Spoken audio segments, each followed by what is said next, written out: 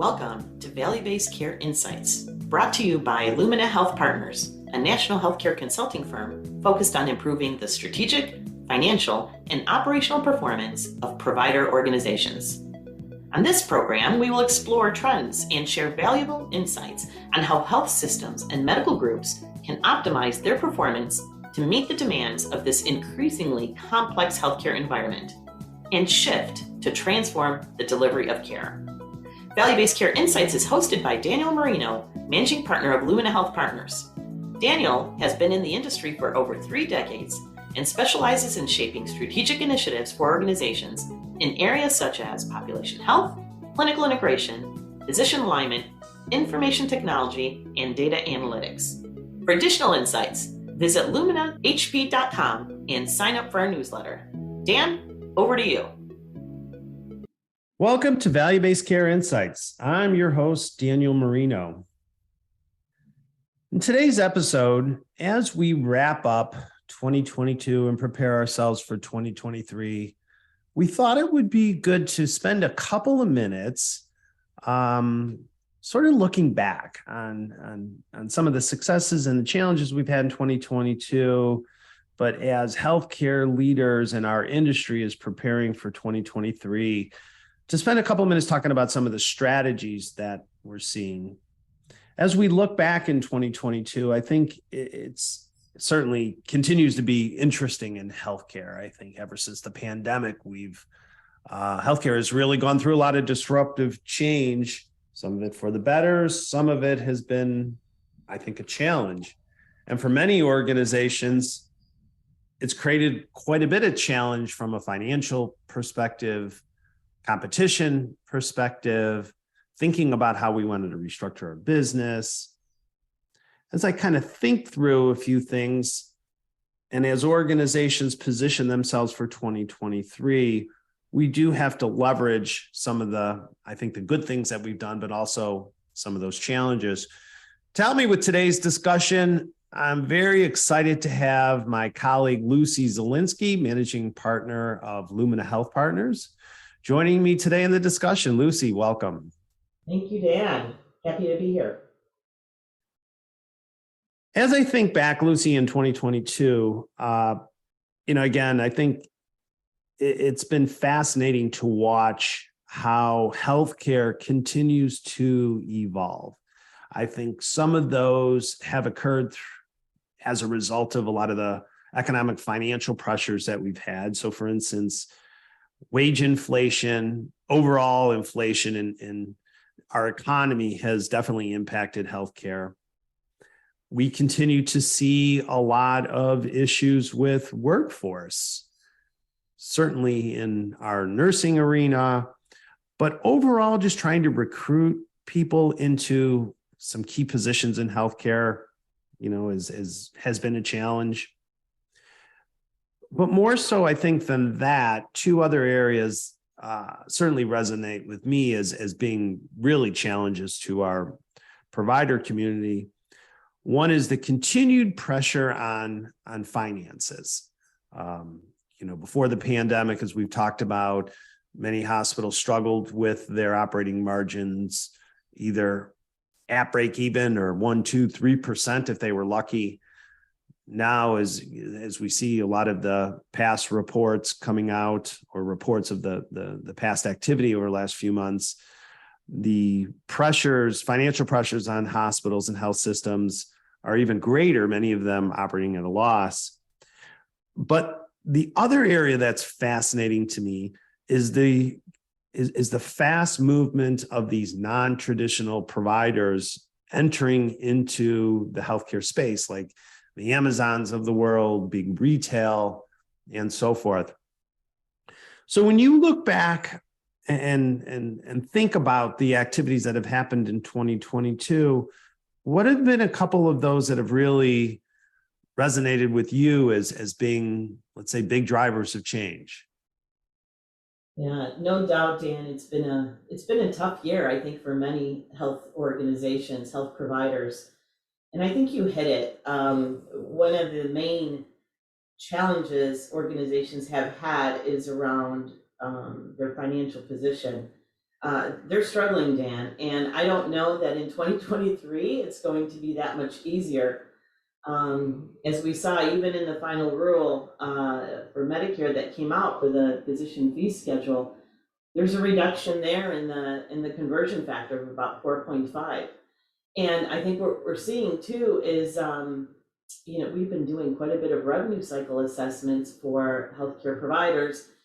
And what we're learning is that there are a lot of denials. I mean, denial rates are still very high. So there's an opportunity for healthcare organizations definitely to take a peek at those denials and see what's really going on to find that opportunity for additional revenue. I mean, some of the things we're finding is, around authorization, accurate coding, even reimbursement is not accurate sometimes, based on the contractual level. So I almost think there's an opportunity for contract rate negotiation too. Oh, I agree with you. I agree. As you think about the impact of the economy and some of the changes that have occurred in healthcare, costs across the board are up anywhere between 5 to 10% within hospitals, within medical groups. And it's not like they haven't done a good job of reducing costs, because they have. Do you think that hospitals, healthcare leaders, do you think they're really giving the attention to the revenue cycle activities like they should? That's a great question. Some may be, but I am seeing many are not. It's interesting, Dan. We've been doing revenue cycle for a few decades here now. And we've had more revenue cycle engagements here in the past year than we've had in the last probably 5 to 10 years. Right. And so I think that's a key indicator, right? Yeah, I agree with you. And, with some of the conversations that I've had with CFOs, many of them believe that the hospital revenue cycle is performing fairly adequate. But the physician side, the professional side of the revenue cycle, I think the one that is the area that's been lacking. And it's been lacking for some time. So yeah, I agree with you. I think there is that need to focus on improving the physician side of revenue cycle, especially as you start to see the number of employed physicians continue to increase.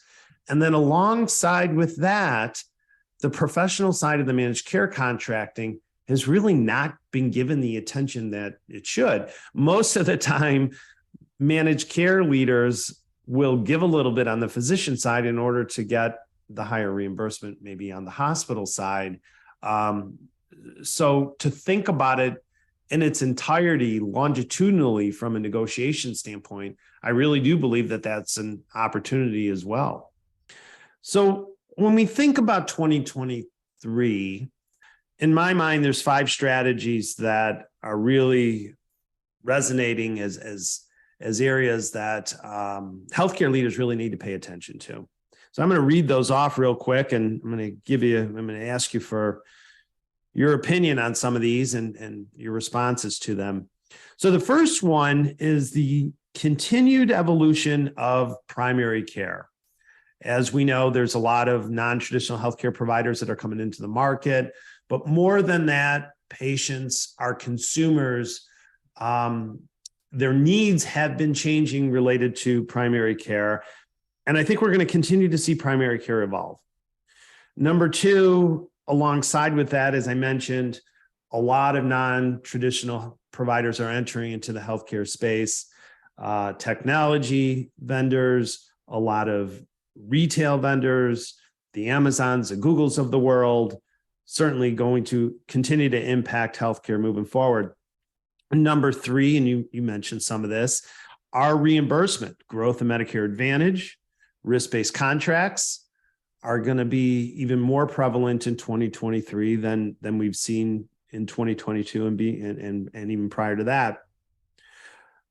4 is workforce.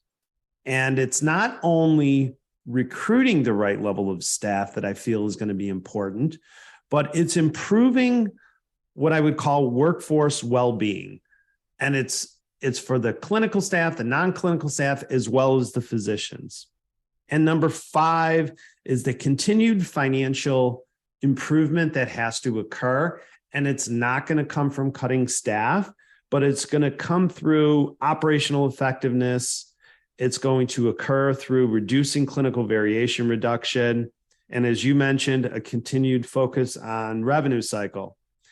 Of those five, any thoughts, any comments, any ideas come to mind as you think about some of the conversations you've had with some of your healthcare leaders around the country?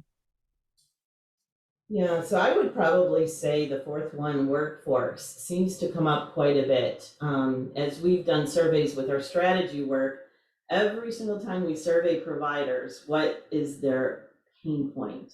Workforce seems to come to the top of the list. And like you mentioned, Dan, it's not only the physician, the providers, the clinical providers, but it's really the entire workforce, the staff as well. There's a lot of competition with other companies out there, non-healthcare companies that are competing in this space. I mean, I was out on the West Coast not too long ago, and there was a sign on the window of a fast food restaurant. I think it was $24 per hour. So, and some of the other large, retail vendors, the large ones we all know of, they're offering very, very high wages compared to some of our workforce in healthcare. Right. So right. Healthcare providers now have to compete with those rates. And how do hospitals compete with that? I think that's some of the challenges that we see. If you're just tuning in, I'm Daniel Marino, and you're listening to Value-Based Care Insights. I'm here talking to Lucy Zielinski. We're spending some time discussing some of the key strategies that are going to be important to healthcare providers in 2023. Lucy, I want to dive into a little bit more of workforce. When you think about these changes in some of the wage activities, there's still, I think there's a lot of reasons why our healthcare colleagues are looking to get out of healthcare. I think one is the burnout factor. I think that's still occurring. Probably the after effects of the pandemic. Certainly, I think that's one area. I think the other is this whole working at home, work-life balance, I think is a second area. But a third that I'd love to get your opinion on is I sort of feel like the leadership requirements within healthcare has changed, and it's going to continue to change. How, in your opinion, how is leadership development important to really say improving the overall well-being of our workforce? Yeah, Dan, I think healthcare organizations have to think differently, have to lead differently, have to act differently than they have in years past. It's a very competitive environment, like you talked about, not only with some of the retail outlets that are out there, but with virtual care, with technology and AI and robotics and all kinds of wearables. I mean, there's so much competition that we're seeing. So I think what leaders need to do is ask themselves what the question is, what skills do I personally need to succeed, to pivot the organization? And then how do I engage my workforce? How do I engage my workforce to the point where they feel like there's a reason they're coming to work, and they're, the satisfaction surveys are not as important today as they were before. Right. Now it's more around, we're doing these engagement surveys now. Staff want to be seen, heard, and really valued for the work that they're doing. Yeah. And to the point where, what I think we're missing is, we recently did a survey of a large physician group. And when we shared the results with them, what they realized is that they weren't connecting anymore. Right. And one of the ideas that they had was just to come around the table and have dinner again together, and just to build relationships, because they're all going through a very stressful time. And sometimes when you gather around in a social kind of casual environment, not only you're able to relate, but it's there's ideas that come out of it. Yeah. And people like that. People like that. Well, and they want to be heard. Like you said, they want to be engaged. and we have to think about doing things definitely different. I'm going to jump on one of these other topics that is sort of near and dear to my heart, and that's the evolution of primary care, let's say as a service line, thinking about it different, but also the expansion of other service lines, cardiovascular services, maybe neurosciences, orthopedics. We're seeing more and more hospitals, health systems focusing on creating more comprehensive service lines. In your opinion, what's some of the value drivers there? Why do you feel like at this point in time, moving into that level of service line growth is important? I think the first thing that comes to mind is the fierce competition. I think of primary care, we talked about that. In order to kind of maintain that market share and keep the network tight, with the patients who are in the community, I think every single healthcare system needs to think about it having a strong primary care strategy. Yeah. Yeah, I agree. And primary care has changed so much in the last 3 years. We're focused on, you're going to have the non-traditional or the traditional primary care, right? Patients are going to still want to call and make an appointment to see their primary care physician, have that conversation. But more and more patients want convenience based into their primary care services. They want to get, if they're sick, they want to get that support now, right? They don't want to wait 24 or 48 hours to get in and make an appointment. So they want convenience. They want quick access to some level of services and almost a level of immediate need, of immediate support provided to them, so they can sort of move on to their day. So it's interesting to see how primary care has evolved. Dan, I've even seen, I was reading something the other day, and some of these retail clinics don't even require appointments Yeah. for televisits or walk-in. I mean, so that is the level of service I think we as consumers are expecting, especially I think the younger population. Right.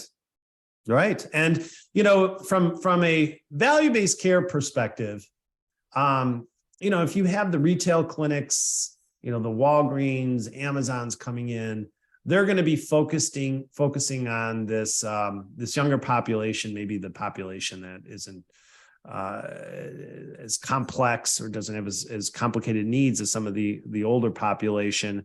So the cost differential is going to be less. Maybe the margins aren't as high. But I think if we as healthcare providers don't focus our strategy on how we're going to take care of these patients, we run the risk of really of isolating this group, and they're gonna get their services from somebody else. And it's, in my mind, I believe it's all about convenience.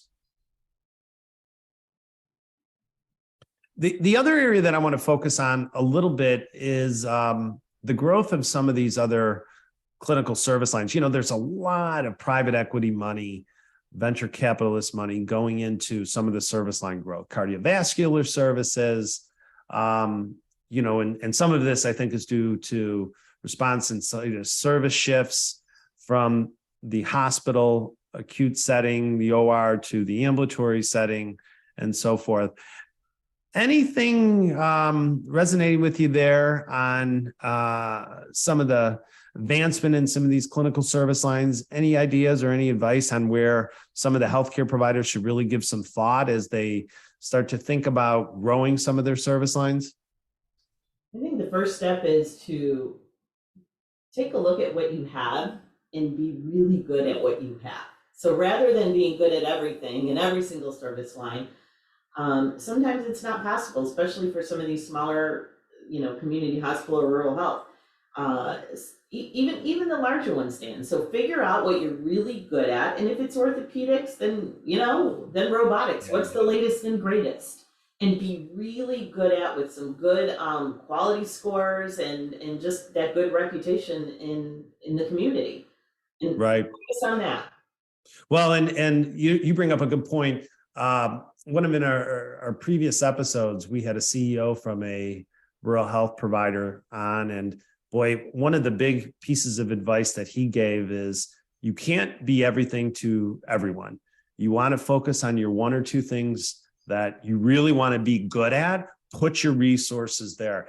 And I just thought that was just spot on, great advice, because many of our providers are, they're trying to provide everything to everybody, right? Take care of all the needs in the community. And although that's important, there's different ways that you can focus on that, but really to pay attention and build those services that you're really going to be good at. I think that's key.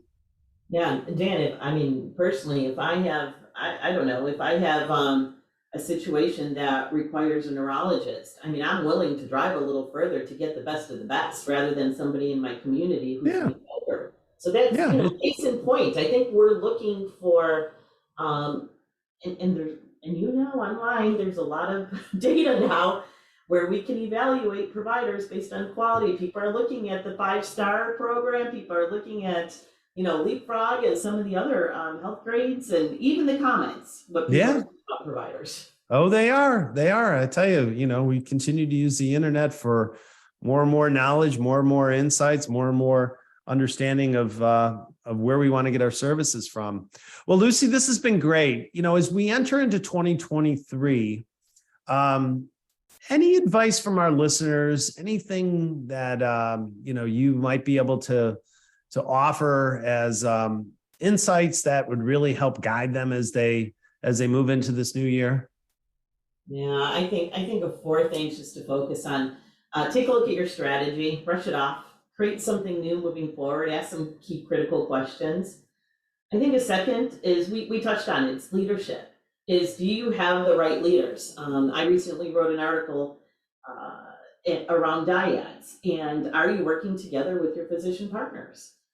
A next one would be around the financial performance. Assess that revenue cycle. Pretty simple. Just do a high level review of that rev cycle. And then I think around workforce is the engagement piece. Focus on employee engagement. Consider doing a survey and asking them and evaluating how engaged your workforce is. Yeah, I agree. All great advice. And I think if healthcare leaders can incorporate a lot of that into their strategy and their operating plans into 2023, that's what's going to continue to position themselves to provide the quality and to support their patients that they need to. Well, Lucy, thanks for joining us today. I really appreciate it. Before we wrap up, though, I want to spend a couple of minutes responding to a few questions that I've had from some of the audience, some of our listeners. We've been doing our podcast for, about 3.5 years now, and it's really has done well. And the purpose of our podcast is really to share insights, to educate, to bring some interesting topics and so forth from a lot of industry experts across the country that we could share with all of you. But through some of the conversations that I've had, a few folks have asked me, well, how did I get into this? And talk maybe a little bit about Lumina. So I thought I'd spend just a minute or so kind of giving you a little bit of background. Both Lucy and I, as well as some of our other colleagues, are part of Lumina Health Partners. We are a advisory firm providing support to the provider community. We pretty much provide a lot of work around strategy, but as you would guess, we also get into a lot of the operational activities around managed care contracting, a lot around revenue cycle. We've done some work around improving financial performance, particularly on the medical group side. One of the things that I would offer to our listeners is on our website, we have a tremendous amount of resources. Not only do we have a list of all of our podcasts, but both Lucy and I, as well as a number of our colleagues, we've written a large number of articles and blogs, and we have a lot of tools and so forth, all in the name of providing some great support, great insights to our colleagues in healthcare. So that website address is luminahp.com. If you hit on the Insights page, you'll see all of our information there. So please, take a couple minutes, look at that. And lastly, before I wrap up, I would love to hear from any and all of you. If you have some ideas that you'd love to share, or some great stories that you'd love to tell, possibly become a guest on our podcast, we'd love to hear from you. Please feel free to reach out, even just to say hi. My email address is dmarino@luminahp.com. Again, that's dmarino@luminahp.com. As always, I want to thank everybody for listening today, and hope you have a fantastic end to 2022. And I wish you all the best of luck as you enter into 2023. Until the next Insight, I'm Daniel Marino, bringing you 30 minutes of value to your day. Take care. Are you at a crossroad with value-based care? Do you need to chart a future strategy or improve your organization's performance? Visit us at luminahp.com to learn more about our professional advisory services and leadership development programs. Also, you can sign up for our newsletter on our website and follow us on Twitter and LinkedIn. To connect with Daniel Marino or for more information about the show, visit our website or healthcarenowradio.com. Join this conversation using our hashtag VBC Insights. We are Lumina Health Partners. Thank you for joining us today. Until the next Value-Based Care Insight, stay well.